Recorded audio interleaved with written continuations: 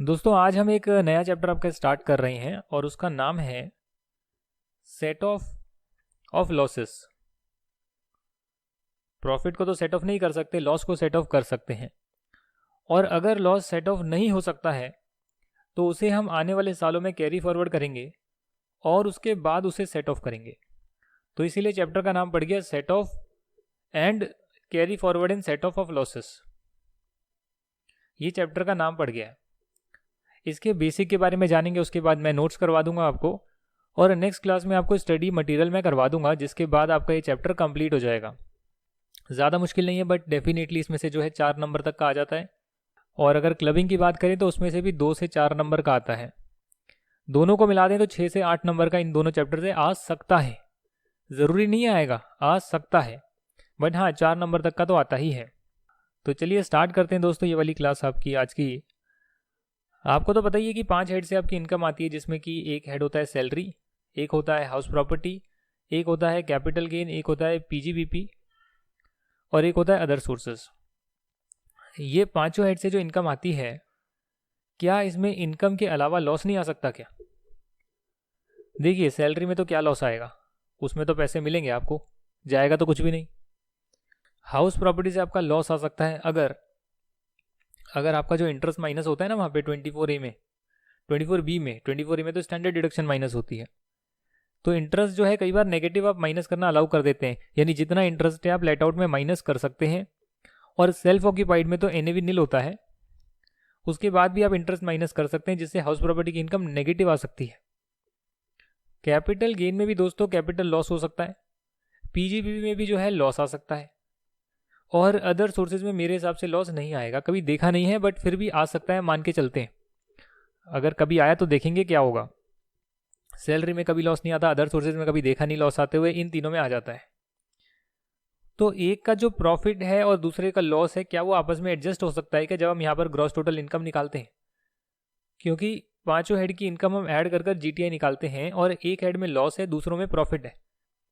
तो क्या ये वाला लॉस इससे एडजस्ट हो सकता है? इसको बोलते हैं सेट ऑफ लॉसेस। जो सेट ऑफ है दोस्तों, ये 2 तरीके के हो सकते हैं। पहला हमेशा आपको जो है इंट्रा हेड सेट ऑफ करना होता है। जैसे आपने स्कूल में देखा होगा, इंट्रा हेड कंपटीशन होता होगा, इंट्रा हाउस कंपटीशन होता होगा। तो 4 हाउसेस बने हुए हैं, उनके बीच में जो है सैटरडे को कंपटीशन होगा या महीने में एक बार कंपटीशन होगा, उसे बोलते हैं इंट्रा हेड कंपटीशन। सिमिलरली इसे बोलते हैं intra head adjustment. That means कि आपके पास हाउस प्रॉपर्टी का हेड है, उसमें आपकी 2 प्रॉपर्टीज आ रही है, प्रॉपर्टी ए, प्रॉपर्टी बी। यहाँ पर आपकी जो इनकम है 2.5 लाख रुपए की आती है और यहाँ पर आपका लॉस आता है 1 लाख रुपए का। तो आप जो है आपस में एडजस्टमेंट कर सकते हैं, अलाउड है। इसे बोलते हैं intra head adjustment. Similarly capital gain में आपका एक में गेन आया है किसी से, एक में लॉस आया, आप एडजस्ट करेंगे सेम ईयर में, तो उसे बोलेंगे इंट्रा हेड एडजस्टमेंट। अगले साल भी अगर सेम ही हेड में एडजस्ट करेंगे तो उसे भी बोलेंगे इंट्रा हेड एडजस्टमेंट। सभी हेड के साथ ऐसा होता है। बट अगर मान लेते हैं कि आपका पीजीबीपी में जो है लॉस आता है और उसे आप कैपिटल गेन की इनकम के साथ एडजस्ट करते हैं, क्योंकि इसमें और कोई इनकम नहीं है इस पर्टिकुलर हेड में, तो आप इसे बोलेंगे इंटर हेड सेट ऑफ। जैसे कि इंटर स्कूल कंपटीशन होता है, आपने देखा होगा कि एक स्कूल का दूसरे स्कूल के साथ कंपटीशन होता है, उसे इंटर स्कूल कंपटीशन बोलते हैं। सिमिलरली दोस्तों यहाँ पर जो है इसे हम इंटर हेड एडजस्टमेंट बोलते हैं, इंटर हेड सेट ऑफ बोलते हैं। तो ये एडजस्टमेंट भी हो सकती है। हालांकि इसके कुछ रूल्स हैं। रूल नंबर 1 कि आप हमेशा जो है पहले इंट्रा हेड एडजस्टमेंट करेंगे, यानी कि सेम हेड में आप एडजस्टमेंट करेंगे, और अगर उस हेड में एडजस्टमेंट के बाद आपका लॉस बच गया तो सेकंड नंबर पर आप इंटर हेड एडजस्टमेंट करेंगे। और ये किस साल करेंगे? जिस साल आपका लॉस आया है। जो भी आपने एडजस्टमेंट करी इंट्रा हेड, उसके बाद इंटर हेड, और वो करने के बाद भी आपका लॉस बच गया, तो फिर आप उसे जो है कैरी फॉरवर्ड कर सकते हैं। जनरली कैरी फॉरवर्ड आप 8 सालों के लिए कर सकते हैं, और अगले 8 सालों में जब भी गेन आएगा उससे आप एडजस्ट कर पाएंगे। मजे की बात यह है कि अगर एक बार आपने कैरी फॉरवर्ड कर लिया किसी भी हेड का लॉस, तो नेक्स्ट ईयर में वो सेम हेड से ही एडजस्ट हो सकता है, यानी कि सिर्फ इंट्रा हेड एडजस्टमेंट ही अवेलेबल रहेगी, इंटर हेड एडजस्टमेंट अवेलेबल नहीं रहेगी। इंटर हेड एडजस्टमेंट आपको जो है सिर्फ पहले साल मिलती है, जिस साल आपका लॉस आया, और वो भी तब मिलती है जब आपने सेम हेड से एडजस्टमेंट कर ली है, उसके बाद भी आपका लॉस बच गया है। तो ये रूल्स होते हैं। 8 साल के लिए कैरी फॉरवर्ड हुआ जा सकता है, और लॉस को कैरी फॉरवर्ड करने के लिए आपको इनकम टैक्स रिटर्न जो है due date of filing ITR से पहले भरनी पड़ेगी। अगर आप due date of filing ITR तक अपनी रिटर्न नहीं भर पाते हैं तो फिर आप जो है लॉस को कैरी फॉरवर्ड नहीं कर पाएंगे। अगर एक बार लॉस कैरी फॉरवर्ड होता है और नेक्स्ट ईयर में आप उसे एडजस्ट कर सकते हैं, सेम ही हेड में एडजस्ट होगा, ये तो मैंने आपको बता ही दिया है कि एक बार कैरी फॉरवर्ड हो गया तो फिर दूसरे हेड के साथ एडजस्ट नहीं होता, उसका रूट खत्म हो जाता है। सेम ही हेड के साथ एडजस्ट हो सकता है नेक्स्ट ईयर में जो लॉस कैरी फॉरवर्ड हुआ है, और अगर वो एडजस्ट आप नहीं करते, हो सकता है नहीं करते, तो फिर जितना एडजस्ट हो सकता है और आप नहीं करते हैं उतना आप आगे कैरी नहीं कर पाएंगे। जैसे मान के चलिए कि इस साल आपका पीजीपी का लॉस आया 20,000 रुपये, लॉस को आप एडजस्ट करने के बाद 20,000 बचता है, आप इसे कैरी करते हैं, और नेक्स्ट ईयर आपकी एक बिजनेस से इनकम आती है 50,000 रुपीज़, तो नेक्स्ट ईयर ये 20,000 एडजस्ट हो जाना चाहिए। नेक्स्ट ईयर जब आप टोटल इनकम निकालेंगे, ग्रॉस टोटल इनकम निकालेंगे, पर आप सोचते हैं नहीं मैं इसको और कैरी करता हूँ नेक्स्ट ईयर में, पॉसिबल नहीं होगा। एडजस्ट हो सकता है तो करना ही पड़ेगा, नहीं तो ये 20,000 आप आगे कैरी फॉरवर्ड नहीं कर पाएंगे। यहाँ तक की अगर बात क्लियर हो गई है सारी, तो हम उसी को नोट्स में पढ़ लेते हैं। सारी बातें वही लिखी है, मैंने आपको कोई एडिशनल बात नहीं करवाई है, जो यहाँ लिखा है वही करवाया है, सिर्फ सेक्शन नंबर बताने बाकी है। सेक्शन नंबर 70 जो है वो कहता है कि सबसे पहले आप इंट्रा हेड सेट ऑफ करेंगे, यानी सेम इनकम को एडजस्ट करेंगे जिस हेड की है। मतलब लिखने का तरीका थोड़ा सा यहाँ कॉम्प्लिकेटेड लिखा हुआ है। Loss from one source of income first set off against income of another source under same head. क्योंकि ऐसा होता है कि अगर मान लीजिए हाउस प्रॉपर्टी ए है तो ये एक सोर्स ऑफ इनकम है, हाउस प्रॉपर्टी बी है तो ये एक सोर्स ऑफ इनकम है, तो ये वाला जो सोर्स ऑफ इनकम में अगर लॉस आ गया तो इसे आप दूसरे सोर्स ऑफ इनकम के साथ एडजस्ट कर सकते हैं सेम हेड में। कहने का मतलब सिंपल सा है कि पहले आप जो है सेम हेड में एडजस्टमेंट करेंगे, उसके बाद सेक्शन 71 कहता है कि अगर आपका लॉस बच जाता है रिमेन, तो फिर आप इसको सेट ऑफ कर सकते हैं against income of another head for the same assessment year, same साल में ही, अगले सालों में नहीं, सेम साल में।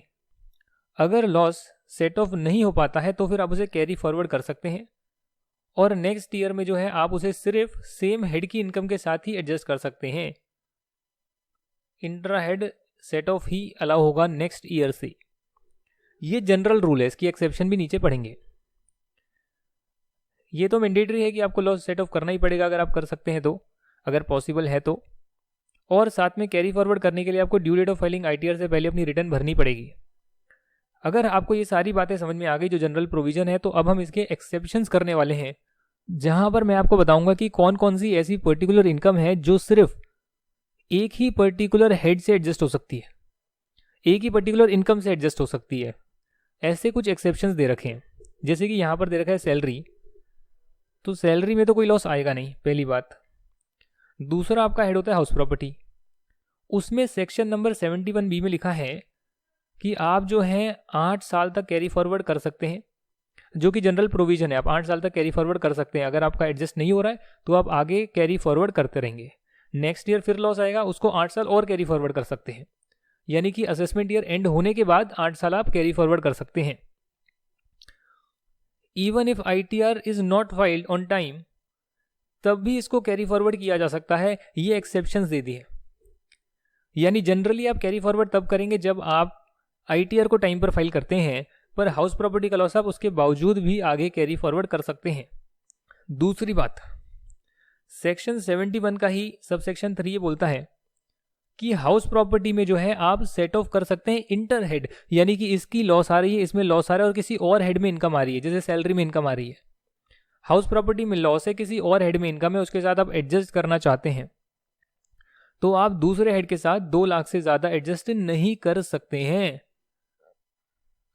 जैसे कि मान लीजिए कि इसका लॉस है 3 लाख रुपए, 3 लाख जो है हाउस प्रॉपर्टी का लॉस है, दूसरी हाउस प्रॉपर्टी की कोई इनकम है नहीं, तो जिस साल लॉस आया है उसमें आप दूसरे हेड के साथ एडजस्ट करेंगे, और सैलरी में आपकी 4 लाख की इनकम आ रही है।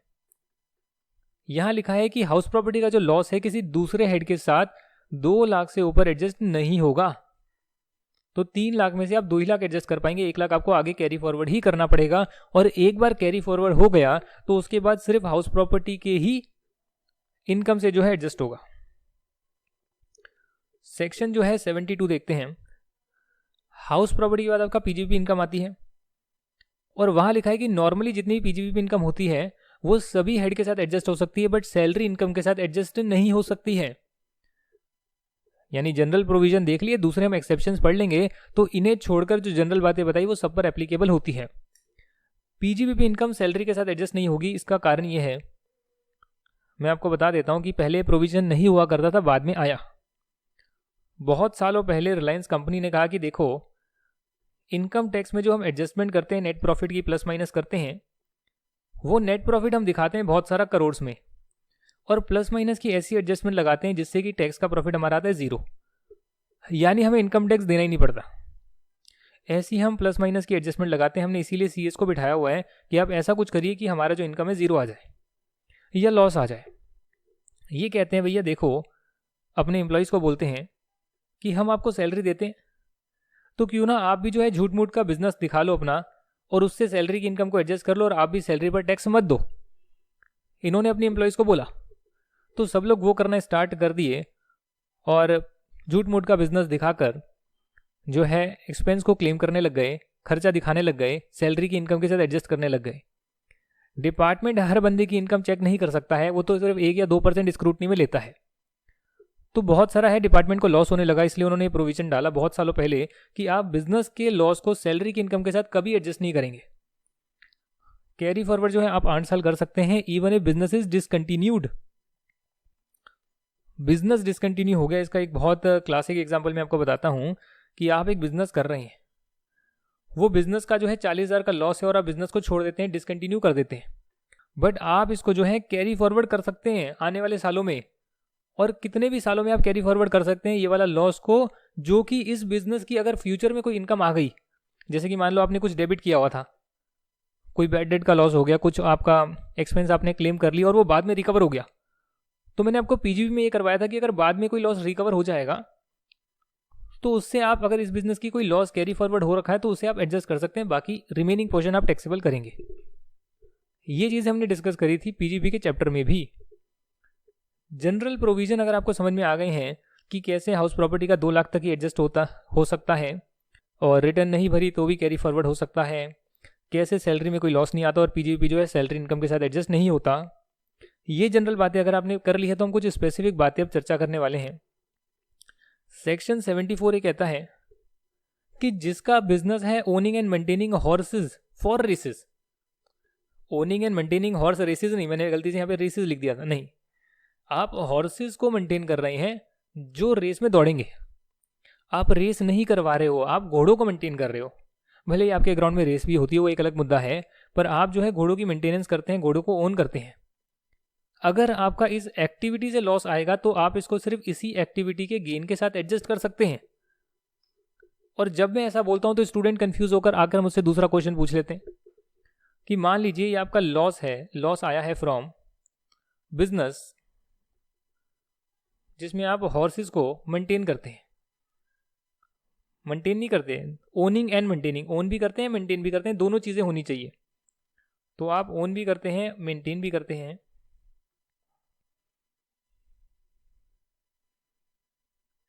हॉर्सेस को मेंटेन करते हैं, और इस पर्टिकुलर एक्टिविटी से आपका जो है मैं कहता हूं इसमें लॉस आता है आपका,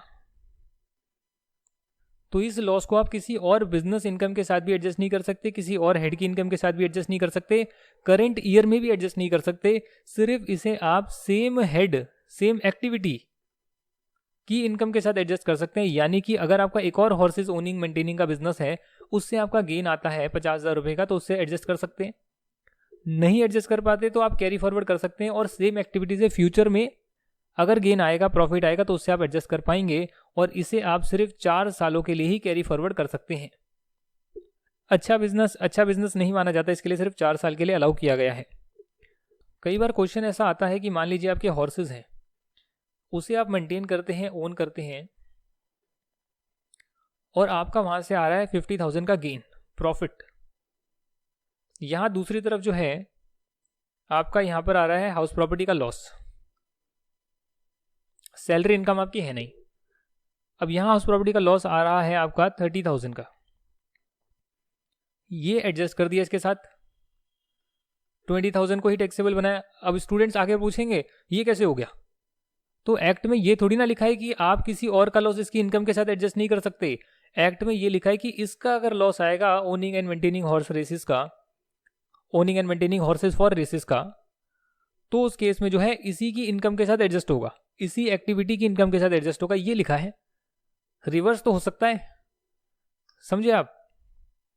सिमिलरली सेक्शन जो 73A है वो कहता है कि अगर आपका स्पेसिफाइड बिजनेस है जो कि इंडिया में तरक्की के लिए यूज होता है, cold chain storage facility, warehousing facility, agriculture produce के लिए आप 100 बेड का हॉस्पिटल या फिर 2 स्टार उससे ज़्यादा का होटल बनाते हैं, आप पाइपलाइन डालते हैं क्रॉस कंट्री, ये सब आपके स्पेसिफाइड बिजनेस है। और देश की तरक्की के लिए अगर आप ये सब काम करते हैं, इंफ्रास्ट्रक्चर, स्लम रीडेवलपमेंट, ये सारे काम करते हैं, अफोर्डेबल हाउसिंग वगैरह करते हैं, हाईवे वगैरह बनाते हैं, ये सारा काम अगर आप करते हैं तो इसका लॉस आपका ढेर सारा आएगा। काम अच्छा है, ये देश की तरक्की के लिए है, पर इसका लॉस ढेर सारा आएगा क्योंकि यहां आप कैपिटल एक्सपेंडिचर भी डेबिट कर सकते हैं। इसीलिए इसका जो लॉस होगा वो इसी की इनकम के साथ एडजस्ट हो सकता है, चाहे करंट ईयर का हो, फ्यूचर में हो, कैरी फॉरवर्ड करके एडजस्ट हो, कैसे भी हो। बट क्योंकि अच्छा बिजनेस है इसलिए आप इसको अनलिमिटेड टाइम के लिए कैरी फॉरवर्ड कर सकते हैं। यानी कि आपका लॉस आ गया, अब इनफाइनाइट टाइम में जब भी इस एक्टिविटी से गेन आएगा, प्रॉफिट आएगा, आप उसके साथ इसका लॉस को एडजस्ट कर पाएंगे। लॉस इन अदर बिजनेस जो है वो तो इनके साथ एडजस्ट हो सकता है, ये मैं आपको करवा चुका हूं।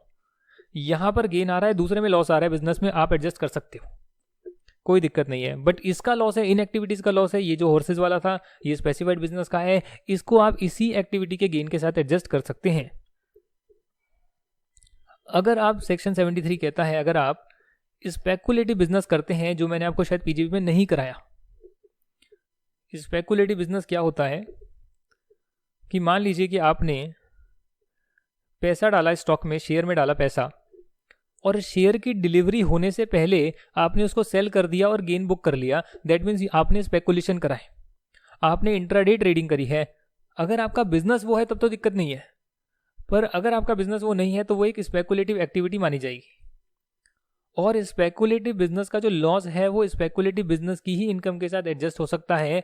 और क्योंकि ये अच्छी चीज नहीं है इसीलिए इसको आप सिर्फ 4 सालों के लिए कैरी फॉरवर्ड कर सकते हैं। हालांकि जनरल प्रोविजन कहता है कि सारी चीजें 8 साल के लिए कैरी फॉरवर्ड होगी।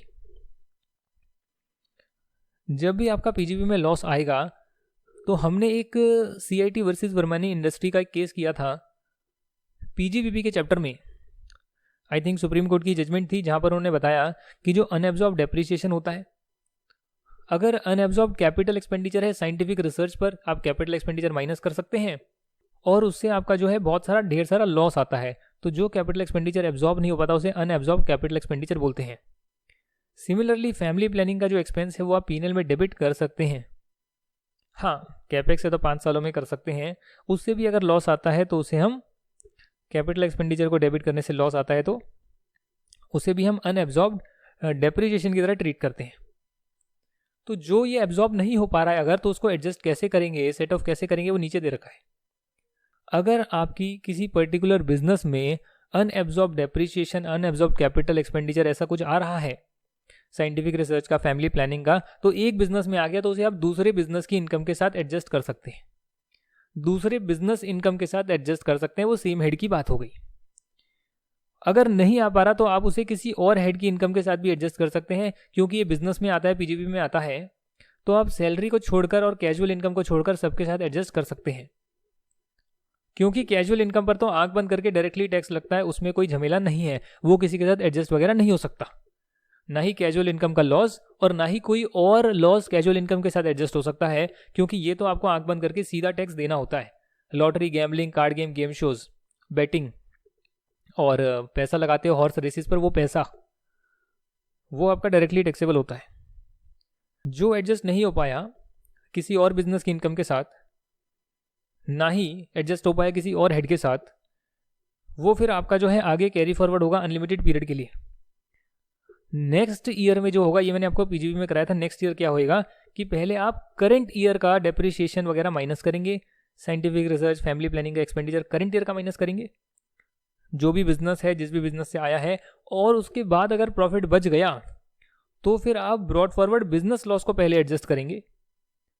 उसके बाद जो है आप brought forward depreciation, scientific research, family planning का जो खर्चा होगा उसे एडजस्ट करेंगे, क्योंकि unabsorbed depreciation, unabsorbed capital expenditure, unabsorbed जो रह गया है फैमिली प्लानिंग का कैपिटल एक्सपेंडिचर, उसे आप अनलिमिटेड टाइम के लिए कैरी फॉरवर्ड कर सकते हैं।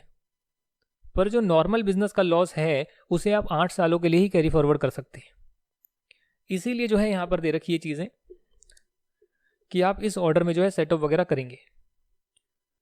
अगली बारी आती है आपकी कैपिटल गेन की, सेक्शन 74। 8 सालों के लिए कैरी फॉरवर्ड कर सकते हैं, जो कि जनरल प्रोविजन है, सब में लगता है। इसकी एक्सेप्शन ये है कि लॉन्ग टर्म कैपिटल लॉस जो है वो सिर्फ लॉन्ग टर्म कैपिटल गेन के साथ ही एडजस्ट हो सकता है, ना ही दूसरे हेड के साथ, ना ही शॉर्ट टर्म कैपिटल गेन के साथ।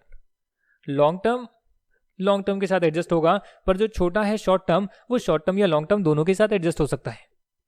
यानी इसको आप ऐसे देख सकते हैं कि बड़े में से छोटा तो माइनस हो सकता है, पर छोटे में से बड़ा माइनस नहीं हो सकता। ये मैं याद करने के लिए इसको ऐसे ही यूज करता था कि जो बड़ा है लॉन्ग टर्म है वो तो छोटे से एडजस्ट नहीं हो सकता, लॉन्ग टर्म कैपिटल लॉस, पर छोटा अगर कैपिटल लॉस आया, शॉर्ट टर्म कैपिटल लॉस है, तो बड़े से एडजस्ट हो सकता है और छोटे से तो हो ही सकता है। ये सारे प्रोविजन है। और लास्ट में आपका कुछ नोट्स आ रहे हैं, जिसके बाद आपका ये chapter complete. No loss can be set off from casual income, lottery, gambling, game shows, betting, card game, etcetera etcetera. No loss can be set off against exempt income, जो इनकम ही exempt है उससे आप कैसे adjust करेंगे भाई? आप adjust नहीं कर सकते, वो तो इनकम एग्जेम्प्ट हो गई, वो टैक्सेबल ही नहीं हुई, उससे एडजस्टमेंट में वो आएगा ही नहीं टोटल इनकम में, ग्रॉस टोटल इनकम में, तो एडजस्टमेंट का सवाल ही नहीं आता। अगर ब्रॉड फॉरवर्ड लॉस सेटअप हो सकता है नेक्स्ट ईयर में और आप उसे सेटअप नहीं करते हैं तो उतना आप अमाउंट आगे कैरी फॉरवर्ड भी नहीं कर पाएंगे, जैसा मैंने आपको स्टार्टिंग में करवाया। एडजस्ट हो सकता है तो करना ही पड़ेगा एडजस्ट। ये आपका था set of and carry forward and setup of losses. Next class में जो है इसका हम करेंगे, क्या करेंगे, आपका जो स्टडी मटेरियल है वो करेंगे।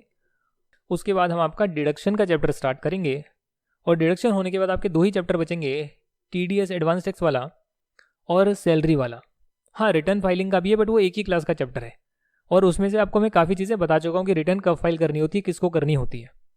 तो इसीलिए आपके मुख्य तौर पर डिडक्शन के बाद, यानी नेक्स्ट चैप्टर के बाद 2 ही चैप्टर बचेंगे, जिसमें सैलरी की तो लीस्ट इंपॉर्टेंस मैं बोलता हूँ 5 नंबर का आता है। सैलरी तो 5 ही नंबर का आता है, बहुत सारा कॉम्प्लेक्स प्रोविजंस है उसमें, और TDS जो एडवांस टैक्स है वो थोड़ा सा इंपॉर्टेंट रहता है, तो वो हम कर लेंगे। डिडक्शन होने के बाद आपका 90% सिलेबस हो जाएगा। 90% करवा दिया सर, उसके बाद मुझे थोड़ा सा समय दे दो। 90% तो हो गया ना इनकम टैक्स? हाँ जी, हो गया। एक ही चैप्टर पे बाकी रहेगा, एक चैप्टर TDS एडवांस टैक्स वाला, और सैलरी तो 5 नंबर का ही, वो बहुत सारे लोग ऑप्शनल में छोड़ते हैं, बट मैं पूरा कराऊंगा आपको, निश्चिंत रहिए, कोई दिक्कत नहीं है। डिडक्शन होने के बाद थोड़ा सा आप रिवीजन कर लीजिएगा सारी चीज़ों का, और एंड में उन 2 चैप्टर्स को आप करिएगा। Thank you very much and bye bye, see you in the next video.